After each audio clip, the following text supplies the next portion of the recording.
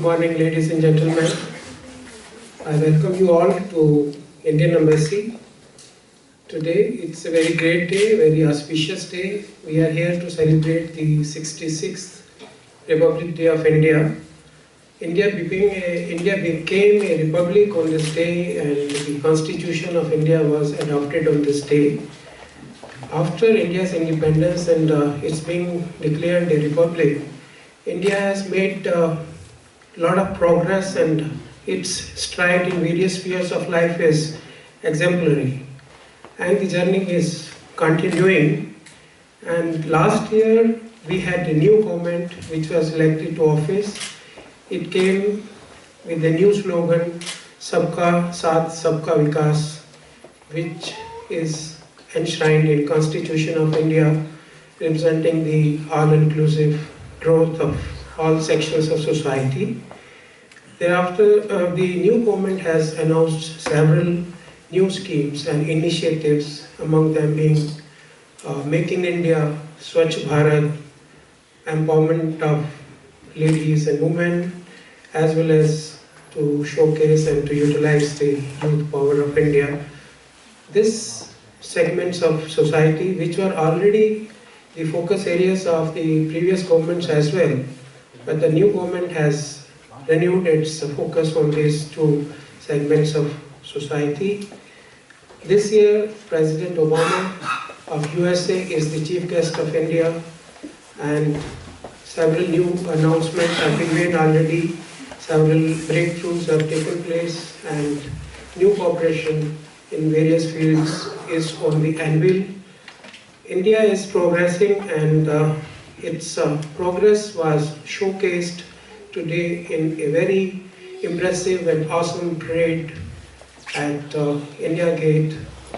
And we now start today's program with an address by His Excellency Ambassador of India. He'll be reading out the excerpts of President of India's message on this occasion.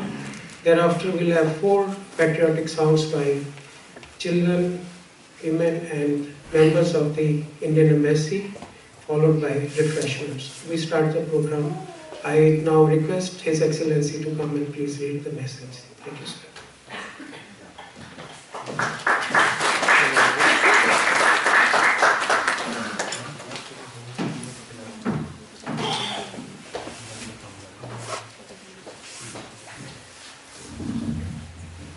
नमस्कार।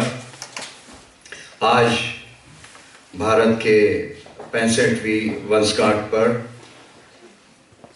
गणतंत्र दिवस के वर्षगांठ पर आप सबको हमारा हार्दिक शुभकामनाएं। भारतीय राजदूतावास की तरफ से मेरे सभी सहयोग की ओर से और मेरे अपने नाम से मैं आप सबको आज के दिन आप सबको रिपब्लिक डे का ग्रीटिंग्स देता हूँ। Very, very cordial greetings on the 65th anniversary of India's Republic Day today. As was mentioned by the director, it's a very special day for us in India, because today we have the great honor and privilege to host the President of the United States of America, Mr. Barack Obama, in our midst.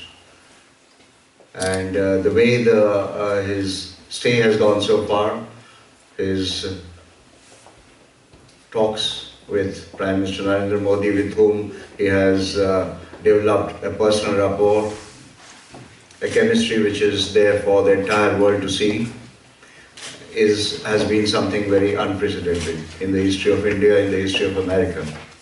And may I say, in the history of the geopolitics of the world also. It is a clear mark of the recognition of the importance of India in the West. It is also a time when the leadership of India is gearing up to move the country forward, and it's also a time for all of us in various countries of the world who belong to India, who are part of India, who are nationals of India and sympathizers of India, to take active role in this progress. We owe to ourselves this responsibility.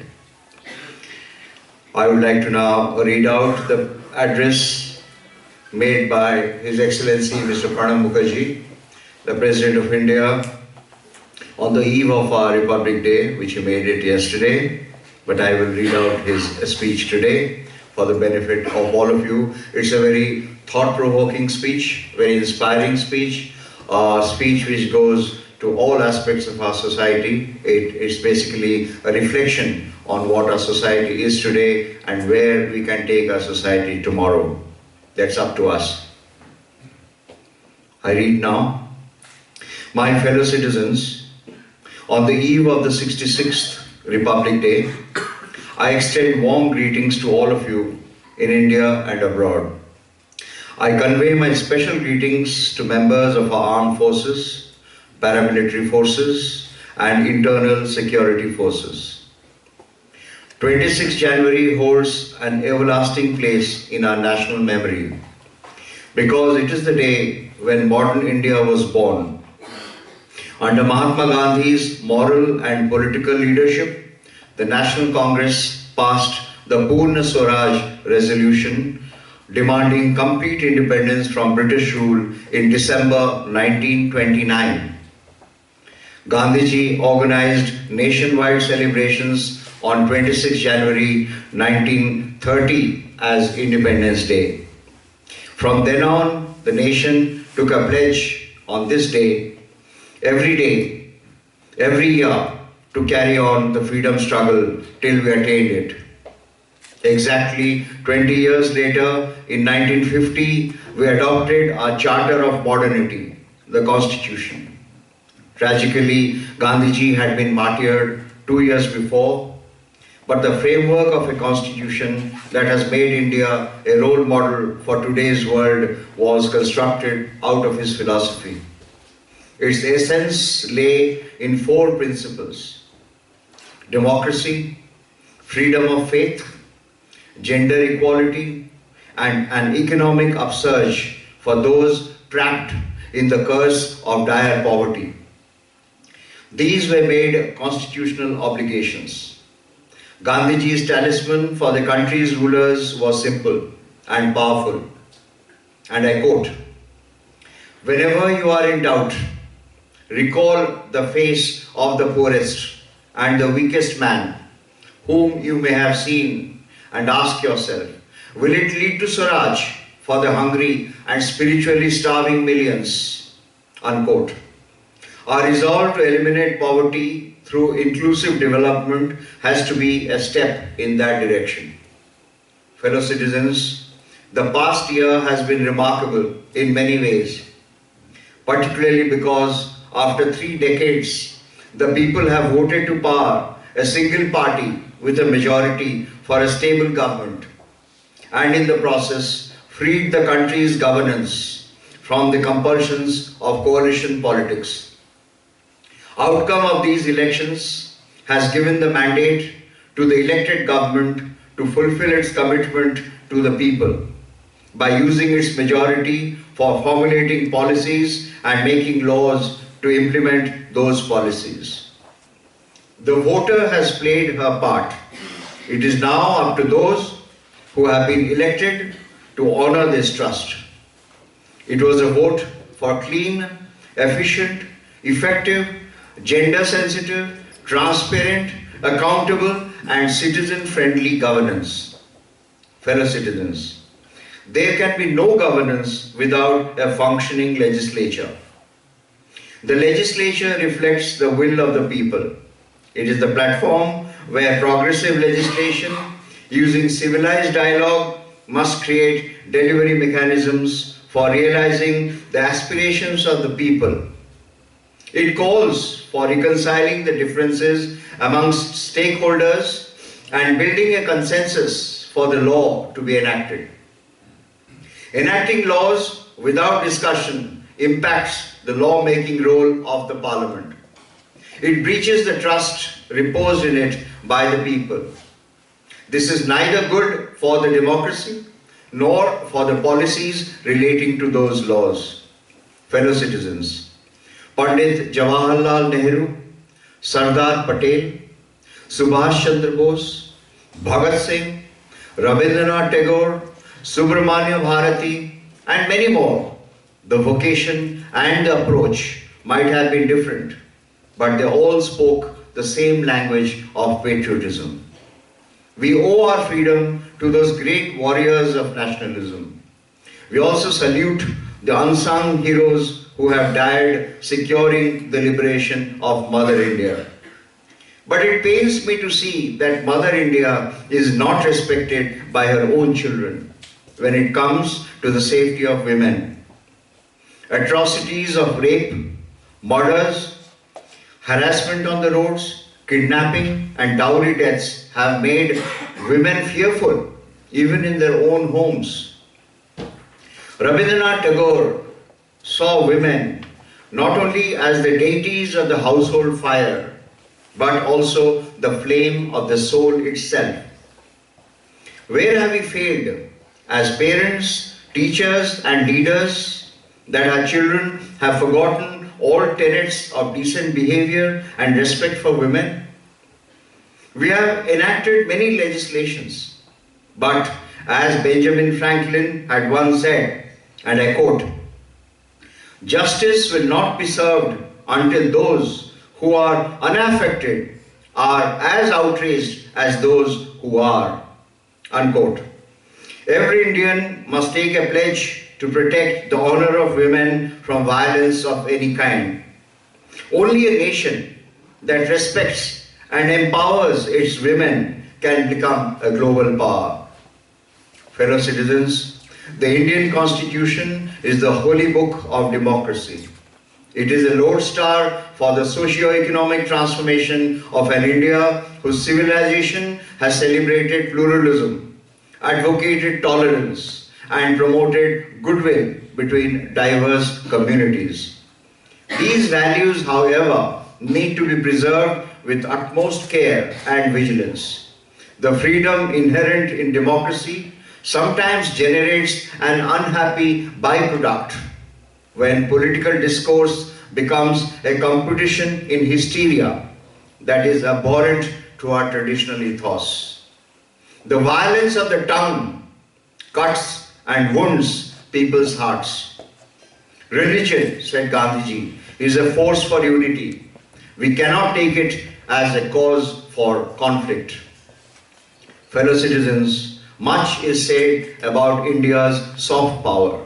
But the most powerful example of India's soft power in an international environment where so many countries are sinking into the morass of theocratic violence lies in our definition of the relationship between faith and polity. We have always reposed our trust in faith equality, where every faith is equal before the law, and every culture blends into another to create a positive dynamic. Wisdom of India teaches us unity is strength, dominance is weakness. The multi-nation conflict has converted boundaries into bloodlines and turned terrorism into an industry of evil. Terrorism and violence are seeping across our borders, while peace, non-violence, and good neighborly intentions should remain the fundamentals of our foreign policy. We cannot afford to be complacent about adversaries who will stop at nothing to disrupt our progress towards a prosperous and equitable India. We have the strength, confidence, and determination to defeat architects of this war against our people. Repeated violations of the ceasefire along the line of control and terrorist attacks must get an integrated response through incisive diplomacy and impregnable security mechanisms. The world must join India in fighting the menace of terrorism. Fellow citizens, economic progress is also a test of democracy. Year 2015 is a year of hope. Key economic indicators provide for much optimism. Strengthening the external sector, move towards fiscal consolidation, moderation in price levels, early signs of rebound in manufacturing, and record agriculture production last year augur well for our economy.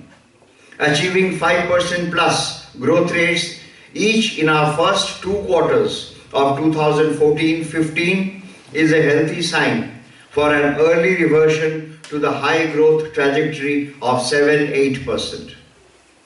The success of a society is measured by both survival and strengthening of its values, institutions, and instruments of governance.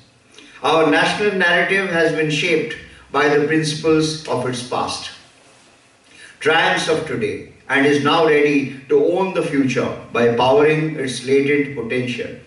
Fellow citizens, our national ambition is to raise the quality of life of Indians by quantum leaps and raise generations enlightened by learning, patriotism, compassion, honesty, and a sense of duty. Thomas Jefferson had said, and I quote, "Educate and inform the whole mass of the people. They are the only sure reliance for the preservation of our liberty." Unquote. We must strive for the highest quality in our educational institutions so that we can take our place within a visible future among the knowledge leaders of the 21st century. I would urge in particular that we lay special stress on the culture of books and reading, which takes knowledge beyond the classroom and frees imagination from stress of the immediate and the utilitarian. We must be a creative people, nourished by innumerable interlinked rivers of ideas. Our youth must lead the way to mastery of technology and communication in a universe where the cloud has become a library without frontiers, and vast opportunity awaits within the computer in your palm. The 21st century is within India's grasp. Fellow citizens, the future will remain both visible and elusive if we do not discover the ability to continually cleanse ourselves of retrograde habits and social ills. Over the past century, some have died, others have faded, but many still exist. We are celebrating this year the centenary of Gandhiji's return to India from South Africa. We can never cease to learn from the Mahatma. The first thing he did in 1915 was to keep his eyes open and his lips sealed. It is advisable to follow his example. While we are rightly focused on 1915, perhaps we should cast a glance on what Gandhiji did in 1901, the year when he returned home for his first break. The annual Congress session was held that year in Calcutta, then the capital of British India. Gandhiji was a delegate. He went to Ripon College for a meeting. He discovered that the whole place had been dirtied by fellow delegates. A shocked Gandhiji did not wait for any allotted cleaner. He picked up a broom and cleaned the area. No one followed his example in 1901. 114 years later, let us follow his example and become worthy children of a magnificent father. Jai Hind.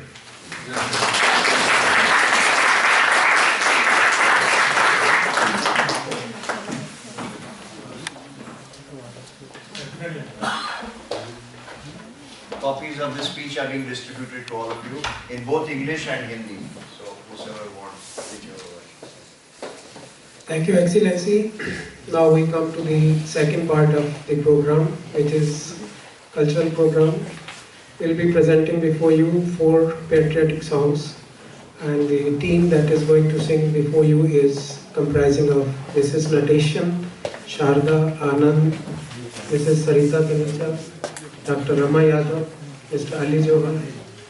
Please come on stage, all of you. Thank you.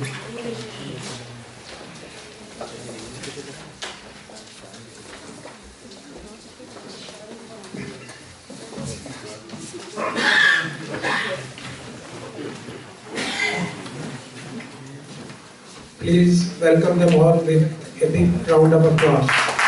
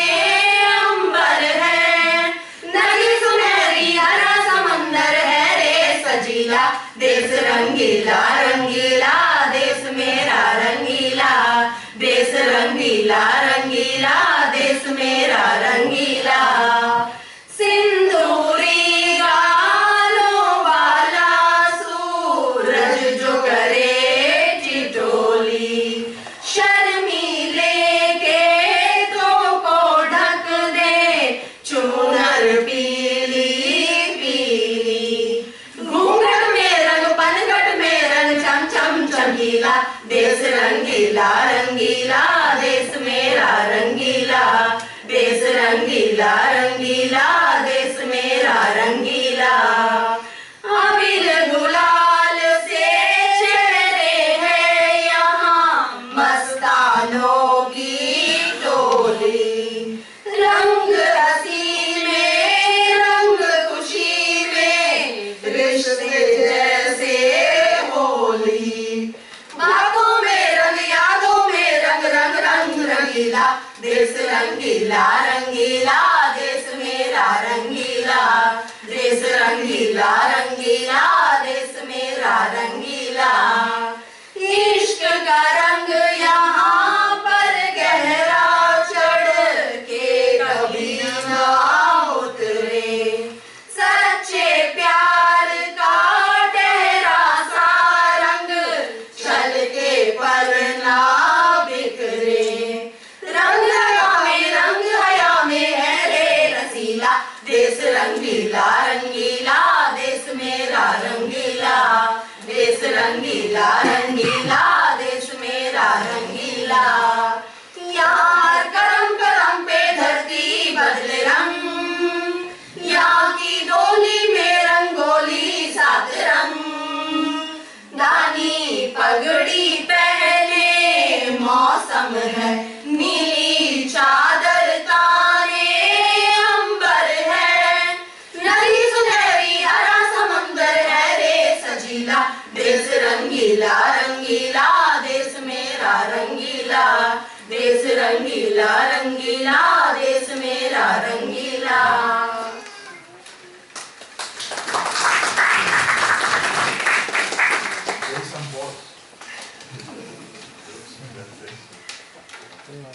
डाल डाल पर सोने की चिड़िया करती है बसेरा, वो भारत देश है मेरा, वो भारत देश है मेरा। हिंसा और धर्म का पग पग लगता डेरा, वो भारत देश है मेरा, वो भारत देश है मेरा।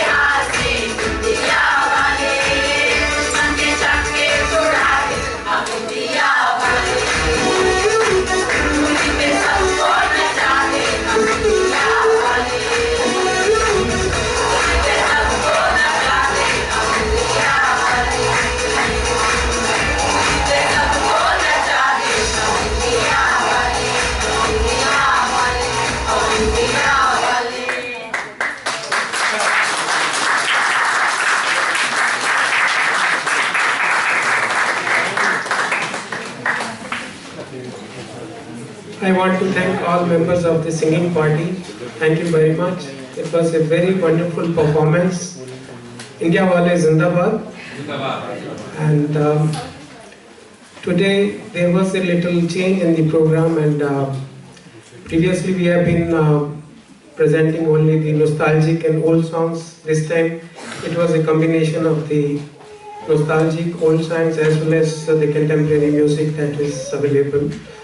And I want to thank all the members who have sung the song very well. Thank you once again. And I also want to thank everybody who has come for this celebration today. I really appreciate and thank you all on behalf of this embassy.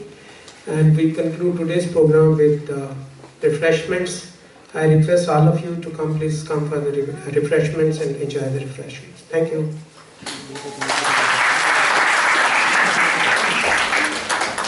We also have a supplement, I believe,